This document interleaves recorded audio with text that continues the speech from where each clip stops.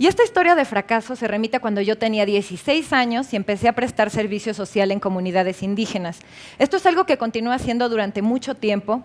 Cuando estaba en la universidad estudiando Administración y Mercadotecnia, me tocó visitar una comunidad indígena en la Sierra Negra de Puebla, en México. Era una comunidad rural, muy árida, totalmente aislada y de difícil acceso, donde habitaban solamente mujeres y niños, porque todos los hombres habían migrado a Estados Unidos a trabajar en la agricultura que no podían practicar en sus propias tierras. En esta comunidad conocí un grupo de mujeres artesanas que bordaban unos pedazos de tela hermosos, y yo, que siempre he sido muy preguntona, ya lo van a ver, empecé a preguntarles: oigan, ¿y por qué hacen esto? ¿Lo hacen por hobby, para decorar sus casas, para venderlos o por qué? Y me dijeron que iba una vez al mes un señor que les compraba lo que habían alcanzado a bordar. Mi siguiente pregunta fue: ¿y cuánto se tarda en bordar este pedazo de tela? Y su respuesta fue: 30 días. Después le pregunté: ¿cuánto le paga este señor por este pedazo de tela que se tardó un mes en bordar? Y su respuesta fue 30 pesos mexicanos de esa época, que son $2. Mi indignación es la misma que veo en su cara en este momento. Yo estaba absolutamente enojada. Básicamente, estas mujeres eran víctimas de explotación laboral. Así que yo, como una joven estudiante muy optimista, le pedí a una de estas señoras que me bordara un morralito de manta que traía. Me hizo una sirena psicodélica que hasta el momento atesoro con todo lo que tengo. Regresé a la Ciudad de México y esa bolsita bordada fue un éxito con mi mamá. Las amigas de mi mamá, mis amigas, todas querían una. Y yo dije: claro, soy una universitaria, estoy estudiando negocios, yo puedo hacer algo por estas mujeres, comercio justo. E hice todo como te enseñaban en la escuela de negocios hace 10 años. Es decir, me dediqué durante meses a hacer mi plan de negocios, me constituí legalmente, conseguí socios, conseguí inversionistas, empezamos a capacitar a las artesanas y éramos una empresa social increíblemente sexy. De hecho, ganábamos premios. Pero lo que nadie sabía es que en el fondo las finanzas de la empresa estaban totalmente destruidas. Aunque éramos una empresa multipremiada porque éramos de los pioneros en comercio justo de artesanías en México, la verdad es que no teníamos un peso. Y eventualmente mis socios, que también eran los empleados de la empresa, empezaron a buscarse trabajos donde sí les pagaban, y yo me quedé sola haciendo todo. Hasta que 6 meses después, un día, sentada frente a la computadora, viendo la tabla con nuestra planeación financiera, vi que esa empresa ya estaba muerta. Y llegó uno de los días más tristes de mi vida, que fue regresar a la comunidad indígena y decirle a las artesanas que el proyecto había muerto y era mi culpa. Fue terrible, fue tan feo que esta historia la oculté durante 7 años de mis conversaciones y de mi currículum. Hasta que una noche en la que estaba con 4 amigos más, todos emprendedores, vi que todos ellos también habían tronado negocios y para mí fue un momento iluminador. No era la única loser en el mundo, yo no lo había notado. Y después de esta noche, en la que nos confesamos nuestros fracasos, nació un movimiento global en el que nos dedicamos a eso, a contar en público historias de fracaso. Este movimiento se llama Fuck Up Nights o Noches de Fracaso. Si quieren saber más de eso, googleenlo. Yo tengo la fortuna de dirigir el brazo de investigación de ese movimiento que se llama el Instituto del Fracaso. Y entre las cosas que hemos hecho es investigar las causas más comunes que llevan al fracaso de los negocios en México, en Colombia y más recientemente nos enfocamos en emprendedores de base tecnológica. ¿Por qué? Porque después de estos primeros experimentos tengo que confesarles que terminamos con muchas más preguntas que respuestas. Entre ellas, si hay industrias específicas en las que los negocios mueren por causas específicas. Así que dijimos, empecemos con los emprendedores de base tecnológica y la pregunta de investigación fue: ¿las startups de base tecnológica fracasan por motivos diferentes? Y para averiguarlo, lo que hicimos fue, como paso número 1, entrevistar a 19 personas que cerraron un negocio de base tecnológica. Basándonos en estas entrevistas y en la literatura académica disponible, identificamos 122 factores que llevan a la muerte de este tipo de negocios. Estos los vaciamos en una encuesta que se contestó en línea.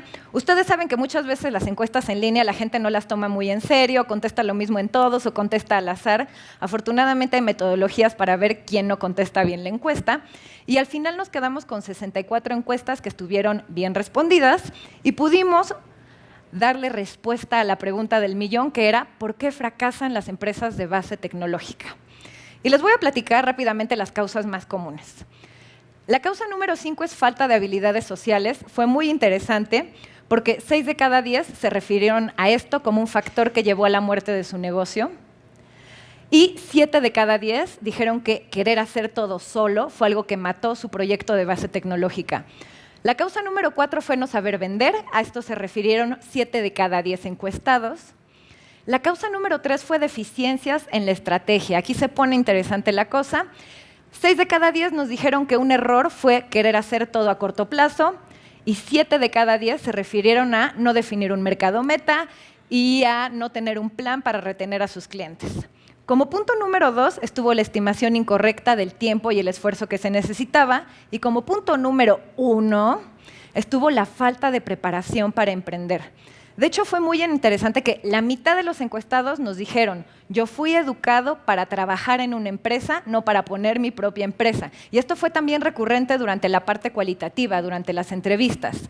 Y 8 de cada 10 nos dijo que su empresa murió por no tener dinero suficiente para subsistir durante este periodo en el que el negocio no deja flujo de efectivo, lo que nos habla de una muy mala planeación financiera desde el principio. Ahora quiero invitarlas a que se pregunten qué tienen en común los factores que llevan a la muerte de los negocios en México, en Colombia y en el caso de las startups de base tecnológica. Según nuestro análisis, el factor común más importante es que todas estas causas son prevenibles y se podrían prevenir a través de la educación. Sé que decir que la educación es la respuesta no es nada propositivo ni innovador, pero hoy quiero invitarlos a que nos hagamos otra pregunta, que es qué tipo de educación puede cambiar, puede disminuir drásticamente la tasa de fracaso que hay en nuestros países. Que para que se den una idea, si hoy se abrieran 10 pequeños negocios y viajáramos al futuro 10 años, solo uno de ellos seguiría existiendo. Es decir, la mayoría de las empresas eventualmente muere. Y creo que el tipo de educación que puede prevenir este cierre de negocios es educación que nos enseñe cómo funciona el mágico mundo del dinero. Y por esto me refiero a cosas que probablemente pasan por sus mentes como finanzas, contabilidad, administración, leyes, cómo gestionar equipos, pero también otras cosas igual de importantes como inteligencia emocional. Ya saben, el mundo de los negocios es una montaña rusa de emociones. Y también otras cosas como cómo aprender a hacer prototipos para validar si el mercado quiere tu producto o no, antes de dedicarte durante meses a hacer un plan de negocios como yo lo hice, ¿no? Y la siguiente pregunta que deberíamos hacernos es, ¿en qué momento deberíamos recibir esa educación? Antes de responderlo, quiero hacer una analogía. Creo que este tema de aprender cómo funciona el mundo de los negocios desde una edad temprana es como la medicina preventiva. La medicina preventiva es muchísimo más asequible que la medicina correctiva. Para el sistema resulta ser mucho más barato prevenir que los negocios mueran que enfrentar el costo de cerrar tantos negocios cada día. Y creo que esta educación la deberíamos recibir a una muy temprana edad. Creo que hacerlo quizá en el bachillerato o en la universidad es demasiado tarde. En las calles hay millones de personas que nunca estudiaron el bachillerato ni la universidad, pero están al frente de un negocio. Quizá deberíamos aprender estas cosas del dinero en una etapa muchísimo más temprana. Y ahora sí, ¿para qué nos serviría esto? Antes de decirles para qué, quiero aclarar que no todo el mundo tiene que ser emprendedor, no todo el mundo tiene por qué gustarle esto, pero creo que aprender algunas cosas básicas de negocios a todos nos sirve. Por ejemplo, todos hemos estado en esta circunstancia de salir a ligar. Y creo que cuando sales a ligar o cuando sales a buscar un empleo, finalmente lo que estás haciendo es vendiéndote a ti mismo. Por eso es importante que todos aprendamos a vender, aunque no querramos estar en el mundo de los negocios. Otro ejemplo. Aprender a negociar es algo que te puede ayudar a obtener un mejor departamento cuando renueves tu contrato de renta o te puede ayudar también a negociar con tu esposo. Y por poner un último ejemplo, este sencillo ejercicio de vaciar en una tabla lo que pensamos gastarnos y compararlo contra lo que realmente nos gastamos es un ejercicio que mantiene la estabilidad de una familia, pero también la estabilidad de las cuentas de un país.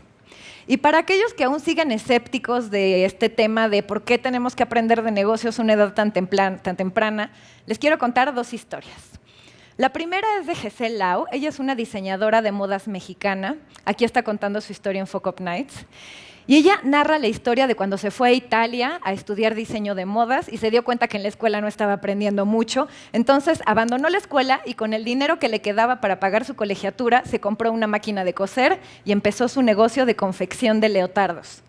A los 6 meses, ella ya tenía muchísimos pedidos de las compañías de danza más importantes de Italia y había un competidor que le tenía muchísima envidia, porque ella había inventado una técnica de confección nueva que todo el mundo quería entender cómo sucedía, pero ella no iba a compartir ese secreto con nadie.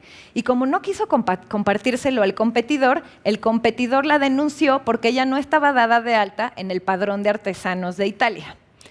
Y bueno, su negocio murió una noche de febrero en la que llegaron 2 policías a su casa y le entregaron un papel en italiano que ella casi no entendió, pero básicamente terminaron diciéndole que tenía 3 días para deshacerse de su máquina de coser, de sus patrones, de sus materiales. Su negocio murió de la noche a la mañana. Quizás si alguien le hubiera dicho a Gesell, cuando tenía una edad temprana, que era realmente muy importante constituir su negocio legalmente, porque si no las consecuencias podían ser terribles, pues se hubiera asesorado y lo hubiera hecho. Otra historia es la de Mariano Latapí. Mariano trabajaba en una revista de videojuegos, él es un gran comunicador y decidió que iba a renunciar para poner su propio negocio. Él puso una agencia que era medio una agencia de comunicación, medio de relaciones públicas, medio una agencia digital y en esta búsqueda aleatoria de clientes para que su negocio sobreviviera, se encontró con alguien del gobierno mexicano que le propuso hacer el evento de videojuegos más grande de América Latina y le dio un presupuesto como de $50,000 para esto. Desde luego, Mariano dijo, maravilla, ya tengo con qué mantener mi negocio y se puso con todo a organizar el evento, consiguió speakers internacionales, incluso había conseguido a Akira Yamaoka, que es el compositor de la música del videojuego Silent Hill. Si no lo han jugado, no lo hagan a solas y menos de noche.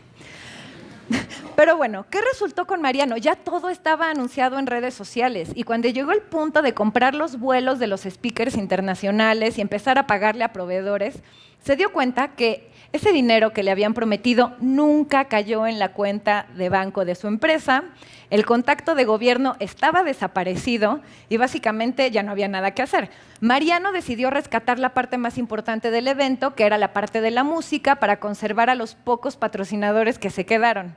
Entonces, él hizo un festival de música de videojuegos en el cual perdió muchísimo dinero.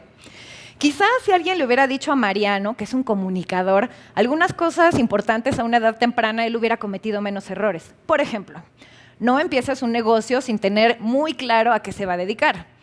Otro ejemplo es, no empieces un proyecto sin antes firmar un contrato. Y por último, no rescates un proyecto que es financieramente inviable, vas a perder dinero. Casi al final de su plática, Mariano dice 2 cosas que me parecen muy relevantes. Los invito a que busquen su plática en YouTube. Una de ellas es, yo no sé nada de matemáticas, no sé sumar ni restar. Y me encanta su honestidad y su transparencia, porque creo que no todo el mundo tiene que ser bueno en matemáticas, como no todo el mundo tiene que ser emprendedor. Pero lo que sí tenemos que aprender desde una etapa muy temprana es en qué cosas somos buenos y en qué cosas no, cuáles son nuestros puntos débiles, nuestros puntos fuertes, y aprender a complementar nuestras debilidades con personas que sí saben de matemáticas, por ejemplo. Minutos más tarde, en esta misma plática, Mariano dice algo que me parece también increíble por su transparencia y brutalidad con la que lo dice, y esto es, nunca empiecen un proyecto sin antes tener el dinero para hacerlo. A lo cual yo quiero sumar, nunca empiecen un proyecto sin antes tener la experiencia para hacerlo. Que puede ser experiencia de ustedes o de un socio, no importa. Porque la realidad es que al igual que Mariano, que Gesell, que yo, hay millones de personas que por gusto o por necesidad ponen un negocio y no tienen los conocimientos necesarios para llevarlo al éxito. Por eso creo que es muy importante desde temprana edad aprender cómo funciona el mágico mundo del dinero. Imagínense que tomáramos a todos los niños que están en escuelas primarias y que los metiéramos en una competencia de emprendedores en las que ellos mismos hicieran sus equipos e hicieran cosas como identificar las necesidades que hay en su propia comunidad educativa, prototiparlas, validarlas y ejecutarlas. Y que en todo este proceso que sucede a lo largo del ciclo escolar aprendan cosas de forma lúdica, como a vender, a negociar, a hacer un presupuesto. Creo que esto es algo que radicalmente podría disminuir la tasa de fracasos y además nos ayudaría a tener una vida más feliz en términos generales. Y creo que es muy importante que en esa edad temprana los niños se den cuenta que el mundo de los negocios no es una carrera de velocidad. Esta es una carrera de resistencia y por eso es mejor correrla juntos. correrla acompañados. Y espero que la experiencia de Gesell, que bueno, ahora Gesell, nada más para no dejarlos con la nota triste, Gesell Lau regresó a Italia, constituyó su empresa con todas las de la ley y ahora es una de las diseñadoras de moda más innovadoras de Italia porque está tomando tecnología para transformar sus materiales y hacerlos más amigables con el medio ambiente. Y Mariano fundó Mariachi Games, que es una empresa que sí está muy enfocada en una sola cosa, y esa es ayudar en la comunicación de la industria de videojuegos en México. Espero que estas historias, que finalmente tuvieron un final feliz, muchas no lo tienen, nos ayuden a todos nosotros a recordar que primero el fracaso es parte común del aprendizaje, que se aprende más del fracaso que del éxito, y sobre todo, que fracaso es una lección aprendida y éxito es una lección aplicada. Muchas gracias.